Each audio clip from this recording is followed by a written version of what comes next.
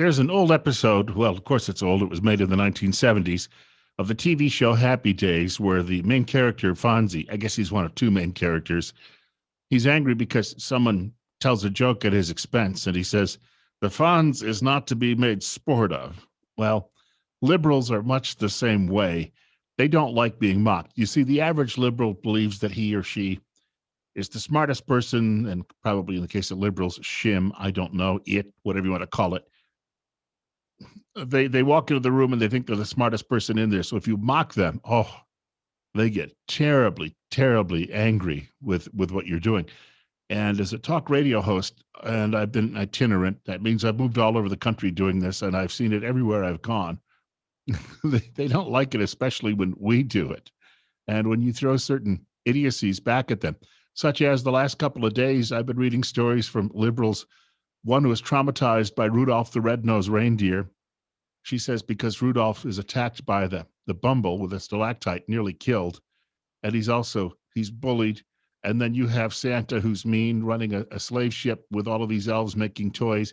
And she claims that Hermie is taunted by his supervisor because Hermie in her argument is homosexual.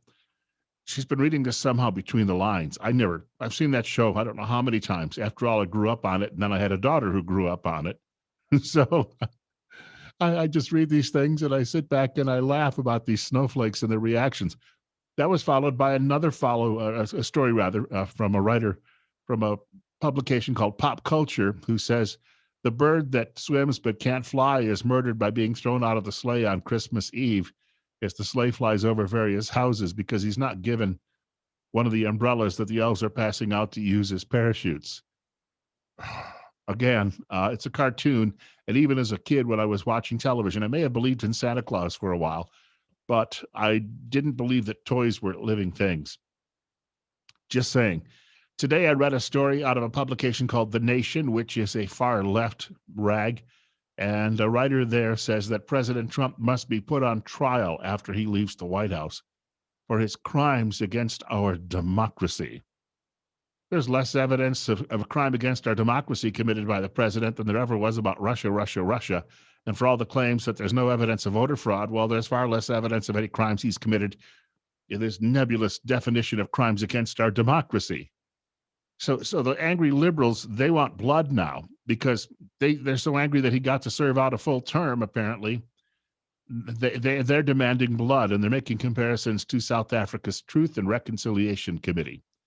These are the same people who said when Trump was president, we were devolving into a banana republic, and yet they're the ones who are trying to bring us to that point. And then in the liberal publication Vox, there was a writer today, and he says, we simply don't know why we've had such a spike in crime in 2020. It could well be the coronavirus is playing a role. Well, wait a minute. When we had the coronavirus lockdowns almost nationally in the spring, crime took a nosedive. So you can't blame this on coronavirus. And since nobody really wants to get it, people aren't going into stores saying, hey, before I rob you, can you cough on me? But he says it could well be that we may not have an explanation for a very, very long time. Cutbacks in police departments across the country would have nothing to do with it.